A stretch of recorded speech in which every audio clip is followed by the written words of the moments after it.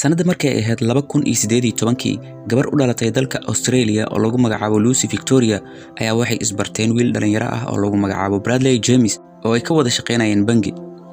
xiriirkoodii wuu sii daba dheeraaday wuuna sii wanaagsanaaday ilaa ugu dambeyntii xiriirkooda uu isku bedelay xiriir jacayl oo ay sidaa lamaane ku noqdeen.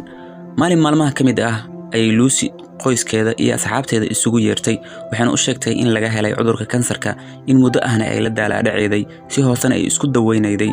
waxayna ku tiri waan daalay caawinaadna waan kaga baahanahay. dhammaan waxay ku noqotay filimwaa iyo waxaan la qaada karin. isla waqtigaas Bradley wax uu go'aansaday in uu u tafaxeeto daweynta lamaantiisa dhabarkana uu u rito. wax walba hanti uu hayay uu ku bixiyay xitaa deyn ayuu soo qaatay. wuxuu sidoo kale akoon ugu furay bar bulsho oo la yiraahdo GoFundMe si uu tabarucaad halkaas uga aruuriyo.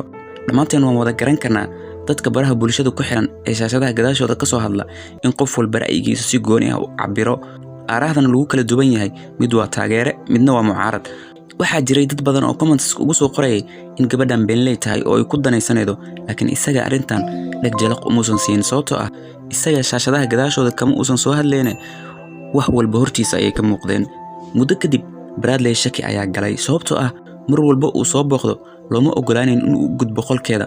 mar walbana qalimadeeda waxay marayday ama ay ku aadanayeen mar uu magaalada banaankeeda jiro ilaa ugu dambeyntii maalin uu ogaaday in Lucy ay ku maadsanayday isaga iyo cid walba oo garab istaag u muujiday hanti dhan $73,000 jeebka ay ku ridatay. cudurkan kansarka ay sheeganeedana uu yahay been abuur ee hadalkeedu uu ahaa in ay lacag ku hesho. dabcan waxaa lagu xukumay gabadhan Lucy ah 2 sano oo xarig ah kadib markii lagu eedeeyay wax isdabamarin iyo dhac. waxaa hubaal ah in dad badan loo gaaday sidan oo kale. please videogan share garay waa intaasoo dad badan oo sidan oo kale loo gaaday lacaga badanna looga cunay uu gaaraa. waa intaasoo inta sheegata cudurro been ah si ay hanti u helaan ay ka cabsadaan fadeexadan ku dhacday Lucy oo kale in ay iyagana ku dhacdo. intaas ayaan kusoo gabagabeynayna videogan maanta. walaalkiin Maxamed. wassalaamu calaykum waraxmatullaahi wabarakaatuh.